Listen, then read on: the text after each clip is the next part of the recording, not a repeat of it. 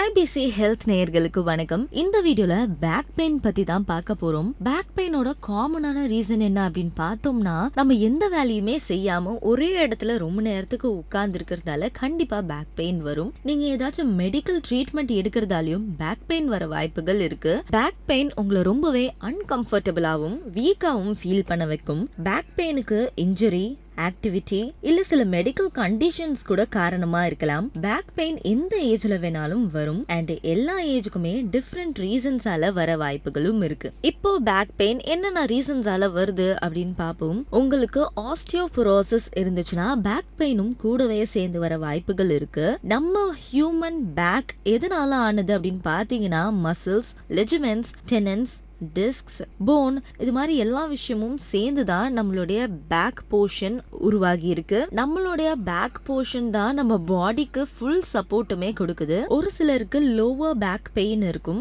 அது lumbar region, spine disc, vertebrae, ligaments around the spine, இது மாதிரியான இடங்கள்ல வர்றதுக்கு நிறைய வாய்ப்புகள் இருக்கு.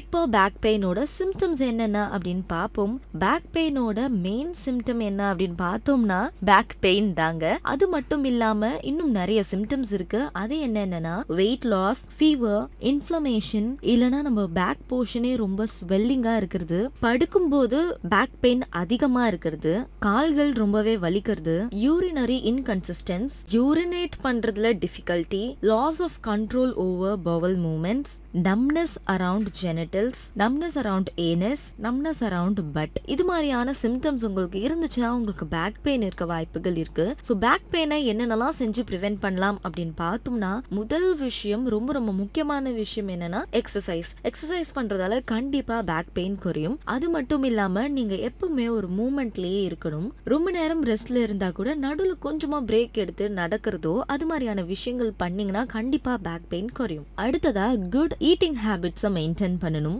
அண்ட் லாஸ்டா நீங்க தூங்கும் போது ஒரு கழிச்சு தூங்குறது அப்படின்னு சொல்லுவோம்ல, ஒரு பக்கமா திரும்பி தான் தூங்கணும். அந்த பொசிஷன் தான் ஸ்லீப்பிங்லே பெஸ்ட் பொசிஷன் அப்படின்னு சொல்றாங்க. நம்ம விட்டத்தை பார்த்து, அதாவது ரூஃபை பார்த்து தூங்குற மாதிரி எப்பவுமே தூங்கக்கூடாது. ஏதாச்சும் ஒரு சைடு திரும்பி தூங்குறது தான் நமக்கு நல்லது. ஸோ இதெல்லாம் நீங்க கரெக்டா ஃபாலோ பண்ணிட்டு வந்தீங்கன்னா கண்டிப்பா பேக் பெயின் குறையும். நான் இன்னைக்கு சொன்ன இன்ஃபர்மேஷன்ஸ் உங்களுக்கு யூஸ்ஃபுல்லா இருக்கும்னு நினைக்கிறேன். நீங்க நம்ம சேனலை இப்போ தான் ஃபர்ஸ்ட் டைம் பாக்குறீங்கன்னா லைக் பண்ணுங்க, ஷேர் பண்ணுங்க அண்ட் மறக்காம சப்ஸ்கிரைப் பண்ணுங்க. And stay tune to IBC Health.